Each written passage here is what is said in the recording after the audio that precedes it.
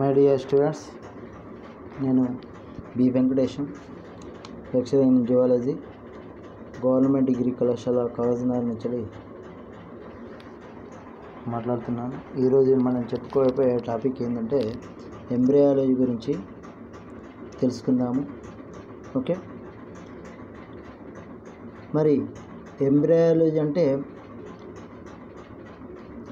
పిండం నుంచి పిల్లజీవులు అభివృద్ధి చెంది ఆ పిల్లజీవులు ప్రౌఢజీవిగా మారి అనేక నిర్మాణాలను ఏర్పరచుకొని ప్రౌఢజీవిగా మారి చివరికి చనిపోయే వారికి జరిగే ప్రాసెస్ లేదా ప్రక్రియ అనంతను తెలియజేసే శాస్త్రమును ఎంబ్రయాలజీగా పేర్కొంటాము.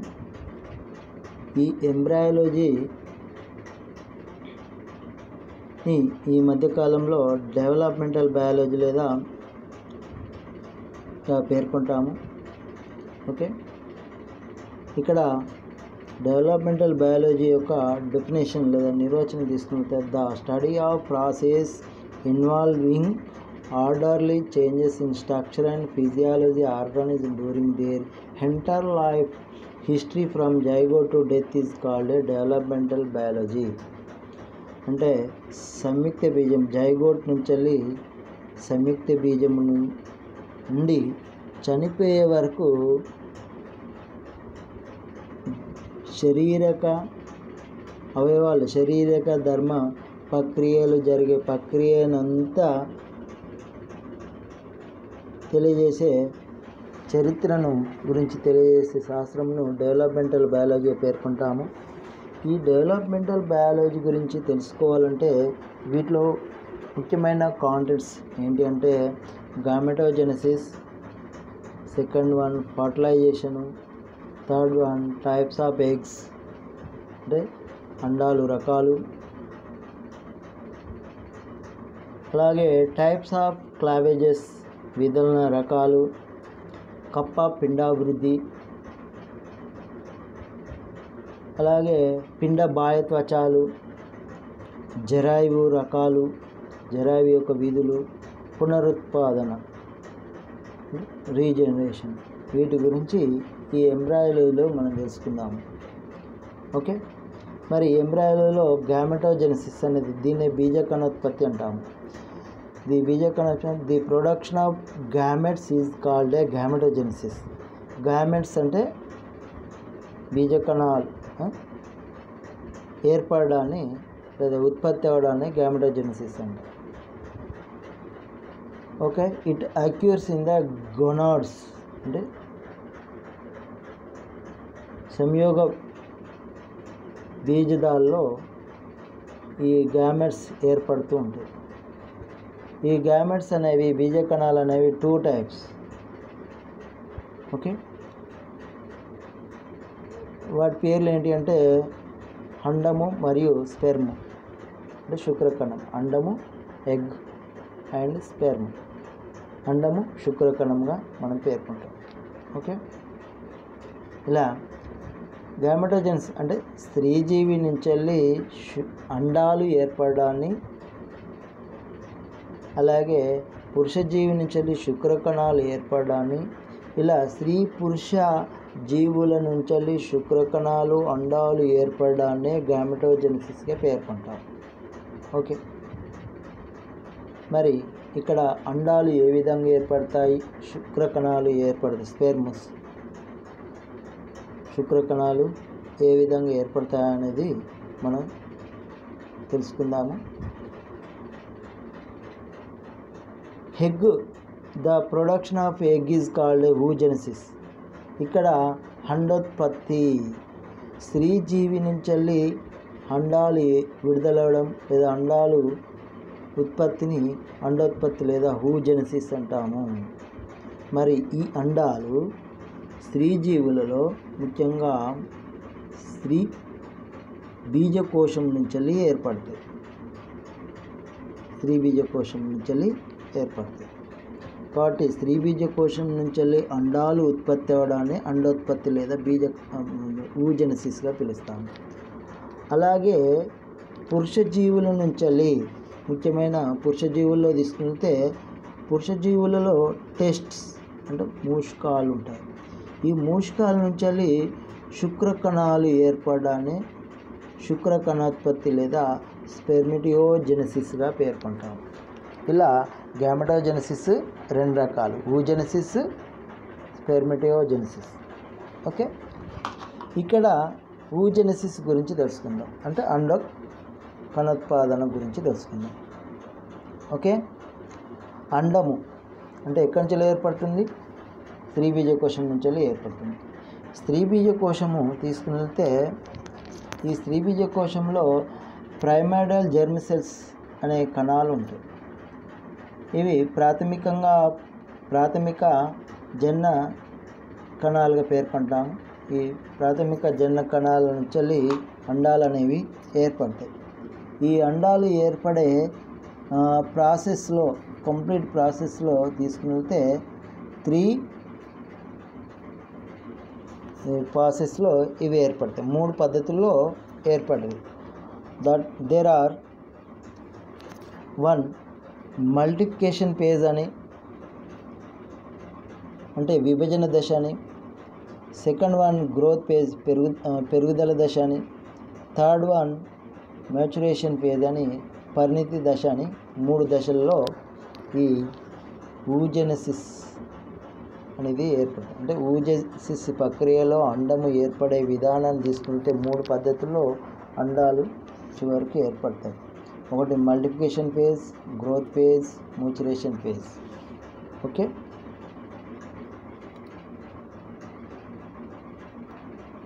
మరి మల్టిప్లికేషన్ ఫేజ్ తీసుకుంటే మల్టిప్లికేషన్ ఫేజ్ ప్రైమోర్డియల్ జెర్మ్ సెల్స్ ప్రాథమిక జననకణాలు విభజన చెంది అభివృద్ధి చెందుతాయి. ఆ విభజన అనేది మైటాసిస్ స్టేజ్లో ఏర్పడతాయి. మైటాసిస్ స్టేజ్లో అనేక పెద్ద కణాలు, అంటే ప్రైమోర్డియల్ జెర్మ్ సెల్స్ ద్వైస్థితిక ప్రాథమిక జనన కణాలు అనేవి విభజన చెంది మైటాసిస్ పద్ధతిలో, అంటే సమవిభజన చెంది 2 కణాలుగా ఏర్పడతాయి. ఈ 2 కణాలు ఏర్పడ్డ ఈ కణాలను ఊగోనియా అంటాము. ఊగోనిగా పేర్కొంటాము. ఎగ్ మదర్ సెల్స్ అని దీన్ని ఊగోనియా లేదా ఎగ్ మదర్ సెల్స్ అంటాము. అంటే మాతృ అండ కణాలుగా పేర్కొంటాం. ఈ మాతృ అండ కణాలు డివైడ్ అగైన్, మళ్ళీ సెవరల్ టైమ్స్, అనేక సార్లు విభజన చెందుతూ mitotical to produce large number of cells called the primary oocyteగా మారుతాయి. ఇవి అనేక సార్లు స్పరల్గా విభజన చెందుతూ ఏర్పడిన చిన్న అంటే లార్జ్ సైజ్ కణాలను ప్రైమరీ oocytes అంటాం. ప్రాథమిక అండ కణం అంటాము. ప్రైమరీ oocyte ప్రాథమిక అండ కణంగా పేర్కొంటాం. అంటే అండమాతృ కణం నుంచి ప్రాథమిక అండ కణాలు ఏర్పడతాయి. అంటే ప్రాథమిక జనన కణాలు సమవిభజన చెంది అండమాతృ కణాలను ఏర్పరుస్తాయి. ఈ అండమాతృ కణాలు క్షేకరణ విభజన చెంది ప్రాథమిక అండ కణాలుగా మారిపోతాయి. ఈ ప్రాథమిక అండ కణాలు ద్వితీయ అంటే ద్వైస్థితికని కలిగి ఉంటాయి. ఇవి ఎలాంటి మళ్ళీ డివిజన్ చెందవు. ఇవి ఏమైతే అంటే ఈ ప్రాథమిక అండ కణాలు తర్వాత స్టేజ్ అయిన గ్రోత్ స్టేజ్లోకి వెళ్తాయి, అంటే పెరుగుదల చూపుతుంది. The cells enter into the growth phase, అంటే పెరుగుదల దశకు వస్తుంది. 2వ దశకు వస్తుంది. ఈ 2వ దశలో ఇవి ఏమైతే అంటే ఈ ప్రాథమిక oocyte, ప్రైమరీ oocyte అండమాతృ కణము విభజన చెంది, అంటే మియాసిస్ పద్ధతిలో విభజన చెంది పెరుగుదల జరుగుతుంది. అంటే ఎక్కువ శాతము బాగా అవి ఆహార పదార్థాలను పోషక పదార్థాలను గ్రహించి పెరుగుదల చూపుతాయి. ఓకే, బాగా అంటే మనం చెప్పుకోదగ్గ ఆ గ్రోతింగ్ అనేది కనబడుతుంది, అంటే చాలా ఎక్కువ సైజులో పెరుగుదల చూపుతుంది. The primary oocyte large amount of fats and proteins and accumulated in the form of yolk, అంటే తగినంత పీతక పదార్థాన్ని, కొవ్వు పదార్థాలను, ప్రోటీన్స్ను గ్రహించి పెరుగుదల చూపుతాయి. ఈ విధంగా ఇలా ప్రాథమిక oocyte అనే ప్రైమరీ oocyte ప్రాథమిక అండమాతృ కణము అనేక పదార్థాలను గ్రహించి పెరుగుదల చూపుతుంది. ఈ పెరుగుదలలో ఇక్కడ చూసినట్లయితే దీనిలో ప్రాథమిక అంటే రెండు భాగాలుగా పేర్కొంటాం. అండమాతృ కణంలో వెజిటల్ పోల్ అని, ఎనిమల్ పోల్ అని పేర్కొంటాం. ఈ అండం యొక్క కింది భాగము తక్కువ మొత్తంలో పోషక పదార్థాన్ని కలిగి ఉన్న, అంటే పీతక పదార్థాన్ని కలిగి ఉంటుంది. దాన్ని వెజిటల్ పోల్ అంటాము. ఎక్కువ జీవ పదార్థం కలిగి ఉండి, అంటే సైటోప్లాజం కణ పదార్థం కలిగి ఉండి, ఒక న్యూక్లియస్ కలిగి ఉండి పై భాగంలో ఉంటుంది. దాన్ని అప్పర్ సైడ్ ఉంటుంది. ఆ అప్పర్ సైడ్లో అంటే పై భాగంలో ఉంటుంది. దాన్ని ఎనిమల్ పోల్ అంటాము. ఇక్కడ వెజిటల్ పోల్, ఎనిమల్ పోల్ అని రెండు భాగాలకు పేరు. ఈ పెరుగుదల దశలో చాలా అంటే న్యూక్లియస్ చేంజెస్ అవుతుంది, పెద్దదిగా మారుతుంది. అలా మారిన ఆ nucleus enlarge in the size due to the increase amount of nucleoplasm, అంటే కేంద్రక పదార్థాన్ని గ్రహిస్తూ కేంద్రకం అనేది పరిమాణంలో పెద్దదిగా అవుతుంది. The nucleus also becomes large due to the synthesize of ribosomal ఆర్ఎన్ఏను కలిగి, అంటే రైబోజోమల్ను సంతరించుకుంటుంది. అలా సంతరించుకొని cytoplasm nucleus of the primary oocyte completed to it became ready for maturation. ఇలా లార్జ్ న్యూక్లియోప్లాజం కలిగి ఉంటుంది. ఈ న్యూక్లియోప్లాజం రైబోజోమ్ ఆర్ఎన్ఏను కలిగి ఉన్న పదార్థంతో ఏర్పడిన ఆ పెరుగుదల దశ తర్వాత మూడవ దశ అయిన మ్యాచురేషన్ ఫేజ్లోకి మారుతుంది, అంటే పరిణితి దశలోకి వస్తుంది. ఇక్కడ ఈ పరిణితి దశలో మియాసిస్ విభజన చెంది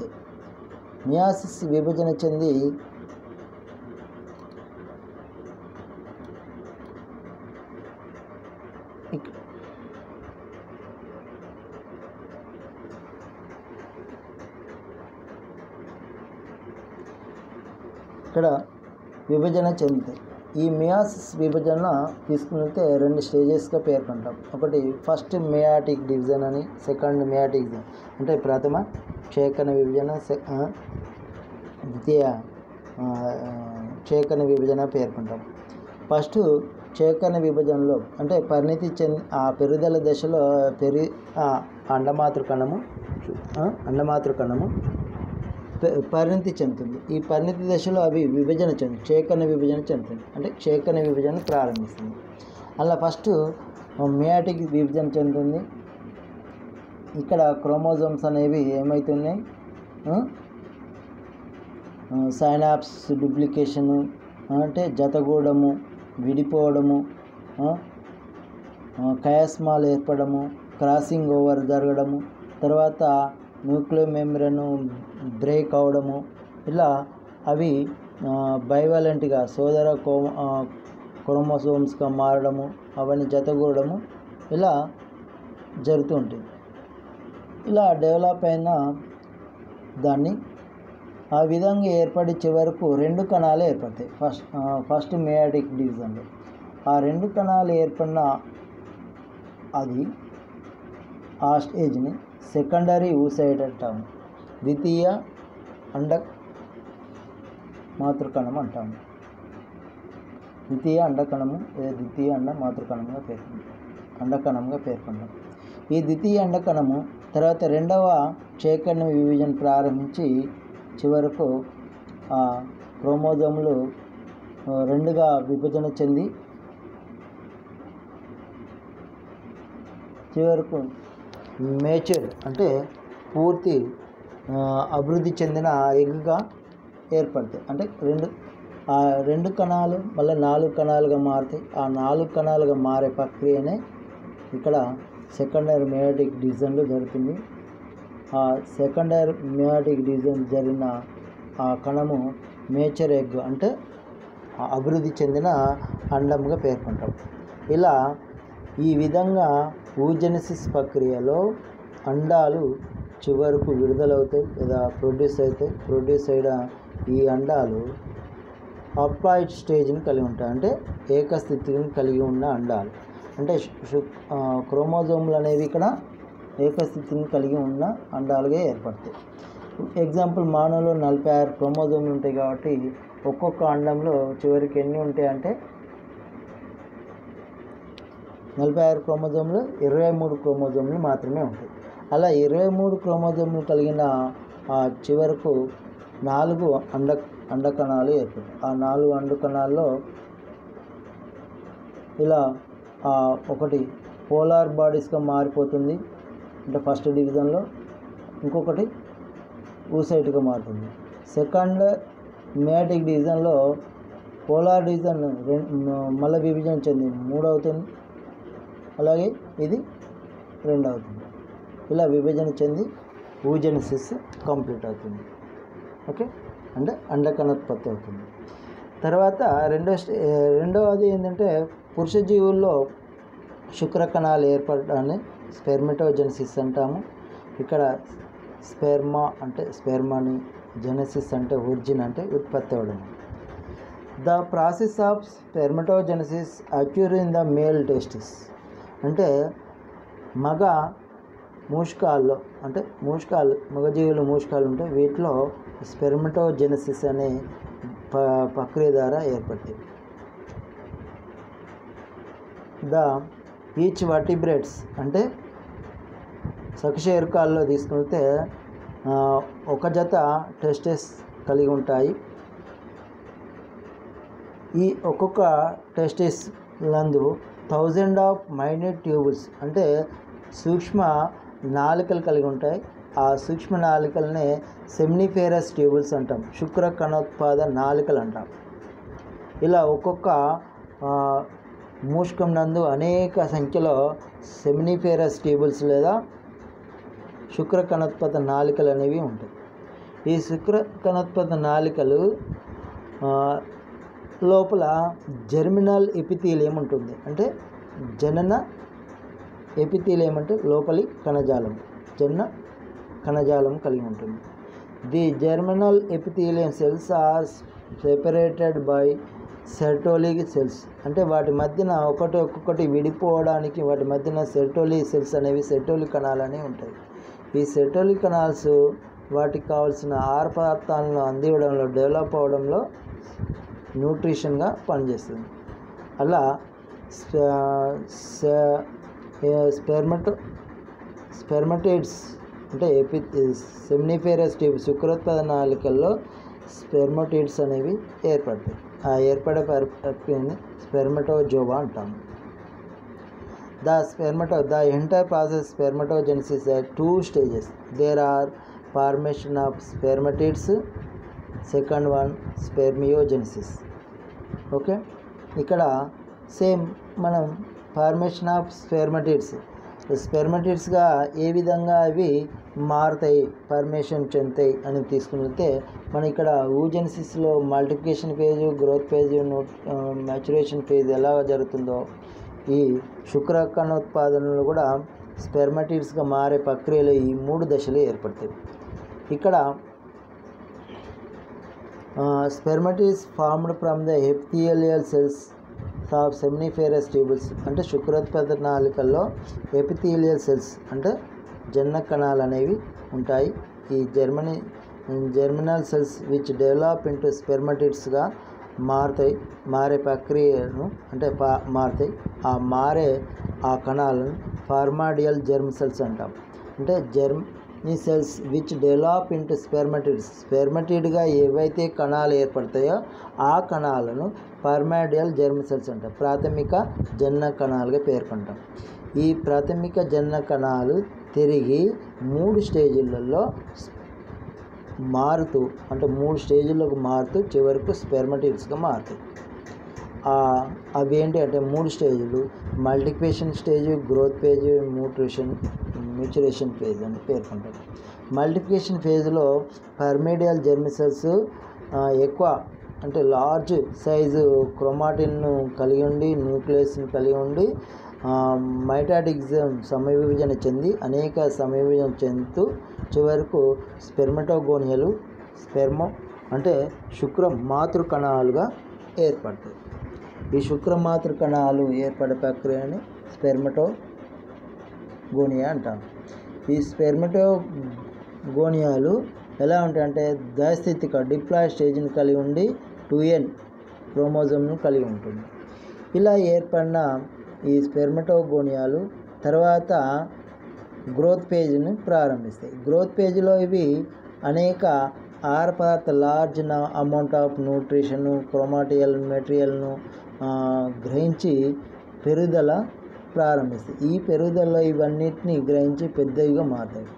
ఇలా పెద్దదిగా మారిన ఈ స్పెర్మటోగోనియాలు చివరకు ప్రైమరీ స్పెర్మటోసైట్గా మారుతాయి. ప్రాథమిక శుక్రమాతృకణంగా మారుతుంది. ఈ ప్రాథమిక శుక్రమాతృకణము చివరకు డిప్లాయిడ్ స్టేజ్లో ఉంటుంది.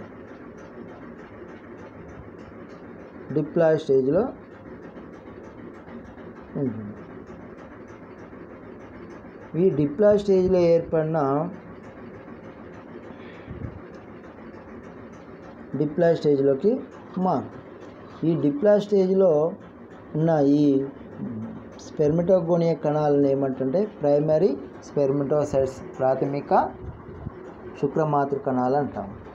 ఈ ప్రాథమిక శుక్రమాతృ కణాలు తర్వాత మ్యూచురేషన్ ఫేజ్లోకి వెళ్తాయి అంటే పరిణితి చెందుతాయి.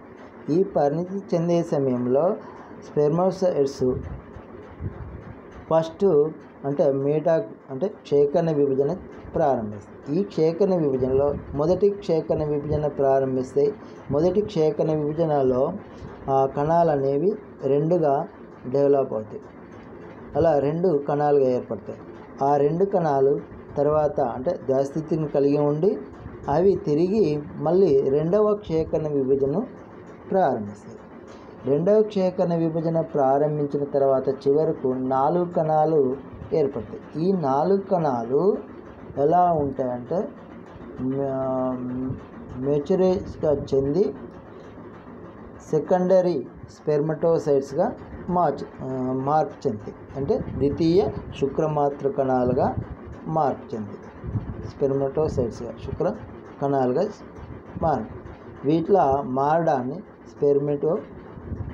స్పెర్మియోజెనిసిస్ అంటారు. Okay, formation of spermatids. ఇక్కడ ఆ 4 కణాలు ఏర్పడతాయి. ఈ 4 కణాలను మనం స్పెర్మటిడ్స్ అంటాం. ఈ స్పెర్మటిడ్స్ చివరకు స్పెర్మియోజెనిసిస్ అనే ప్రక్రియ ద్వారా శుక్ర కణాలుగా మార్పు చెంది స్పెర్మ్స్గా మార్పు చెంది ఈ స్పెర్మ్స్గా మార్పు చెందే ప్రక్రియలో తీసుకున్నట్లయితే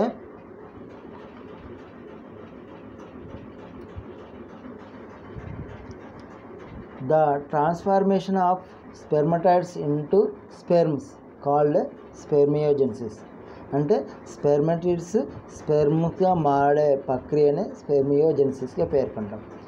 the spermatid is a physiologically immature cell having nucleus mitochondria and Golgi కాంప్లెక్స్ని కలిగి ఉంటాయి.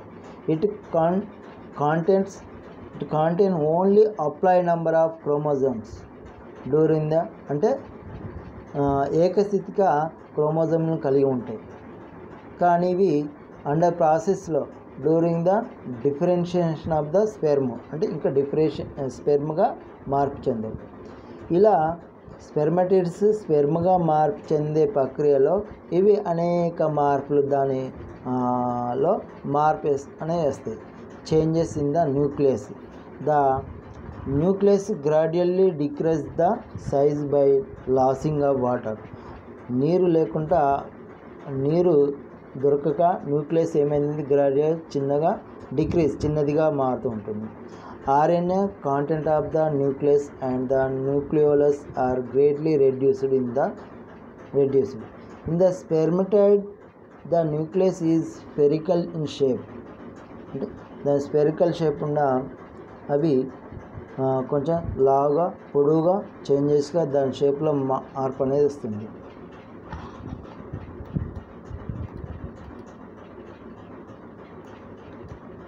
ఓకే, ఇలా మారుతుంది.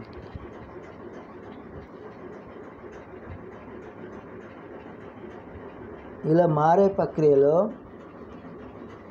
ఆ స్పెర్మటైడ్ శుక్రకణాలకు మార్పు చెందే సమయంలో అది ఎలాంగా స్పెరికల్ షేప్ నుంచి మార్పు చెందుతూ మూవ్ అవుతుంది. అయితే అందులో nucleus of the spermatid move to eccentric position, అంటే దాని మధ్య భాగంలోకి న్యూక్లియస్ వస్తుంది. ఓకే, అలాగే దాని యొక్క కణం యొక్క ముందు భాగంలో ఆక్రోజోమ్ ఫార్మేషన్ అవుతుంది. ఆక్రోజోమ్ ఫార్మేషన్ చెందే ముందు దానిలో ఉన్న ఆ కణం లోపల ఉన్న గాల్జీ పరికరము నుంచి ఆక్రోజోమ్ అనేది దాని ముందు భాగంలోకి అనేక కణాలుగా విభజన చెంది ఒక పొడవాటి ఆక్రోజోమ్గా మార్పు చెంది ఆ స్పెర్మ్ యొక్క ముందు భాగంలో టోపీలాగా మార్పు చెందుతుంది. ఇది ఇక్కడ ఎంజైమ్స్ను ఉత్పత్తి చేసే ప్రక్రియను చెందుతుంది. ఓకే, ఈ acrosome is formed by the Golgi complex, అంటే గాల్జీ కాంప్లెక్స్ ద్వారా ఫామ్ అవుతుంది. ఈ Golgi complex is concentration near the anterior end of the sperm nucleus to form of the acrosome. ఇలా దాని యొక్క అంటీరియర్ అంటే దాని ప్రథమ భాగంలో పూర్వాంతంలో ఈ ఆక్రోజోమ్ అనేది అభివృద్ధి చెంది ఈ ఆక్రోజోమ్ క్రమేణా పొడవుగా మారి ఒక మొనదేళ్ల నిర్మాణంగా మారుతుంది. అదే సమయంలో తర్వాత భాగము ఆ కణం యొక్క తర్వాత భాగము పొడవుగా మారుతూ చెందుతుంది. ఓకే, ఇలా ఏర్పడుతుంది. అలాగే మైటోకాండ్రియాలు ఇవన్నీ విభజన చెంది వాటి చుట్టూ ఏర్పడుతూ చివరకు ఏర్పడుతుంది. అయితే ఇక్కడ ఆక్రోజోము మార్పు చెందడానికి గాల్జీ అనేక వ్యాక్యూల్స్ ట్యూబుల్స్ని కలిగి ఉంటాయి కాబట్టి వాటి సాయంతో ఆ గాల్జీ పరికరము అనేక చిన్న చిన్న కణాలుగా విభజించింది. ఆ చిన్న చిన్న కణాలను ఏమంటే ఆక్రోబ్లాస్ట్ అంటాం. ఆక్రోబ్లాస్ట్ కణాలు వాటి యొక్క ముందు భాగంలో చేరి చివరకు ఆక్రోజోమ్ను ఏర్పరుస్తుంది. ఇలా ఆక్రోబ్లాస్ట్ కణాలన్నీ కలిసి ఆక్రోజోమ్ను ఏర్పరుస్తుంది. కాబట్టి గాల్జీ పరికరం ద్వారా ఆక్రోజోమ్ అనేది ఏర్పడుతుంది. ఈ ఆక్రోజోమ్ ఎందుకు ఏర్పడుతుందంటే ముఖ్యంగా ఫలదీకరణ సమయంలో అండం యొక్క త్వచాలను చీల్చుకొని లోపలికి వెళ్ళడానికి ఆక్రోజోమ్ అనేది తోడ్పడుతుంది. ఓకే, ఈ విధంగా ఈ పటంలో చూసినట్లయితే చివరకు ఇలా స్పెర్మటోగోనియాలు ఏర్పడుతుంది, అంటే ఈ విధంగా మార్పు చెందుతుంది. ఎప్పుడైతే ఆక్రోజోమ్లు ఏర్పడుతుందో ఆ చివరి భాగము ఈ కణాలు ఒక ఆక్సియల్ కణంగా మార్పు చెంది ఒక పొడవాటి తోకను ఏర్పరుస్తుంది. దాని మధ్య భాగంలో కేంద్రకం ఉండి మైటోకాండ్రియాలు చివరి ముందు ఏర్పడి దానికి ఎనర్జీనిచ్చి అది ఒక కామ ఆకృతిని కలిగి ఉండి తల, మొండము, తోక అనే 3 భాగాలుగా చెందిన చివరికి శుక్రకణం అనేది ఏర్పడుతుంది. ఇలా శుక్రకణము మూషికాల నుంచి మూషికాల్లోని శుక్రోత్పాదనాళికల్లో ప్రాథమిక జనన కణాలు విభజన చెంది చివరకు శుక్రకణాలుగా ఏర్పడే ప్రక్రియనంతటిని స్పెర్మియోజెనసిస్గా పేర్కొంటారు. ఓకే, ఇది ఓకే. నెక్స్ట్ క్లాస్తో మళ్ళీ మీ ముందుకు వస్తాను.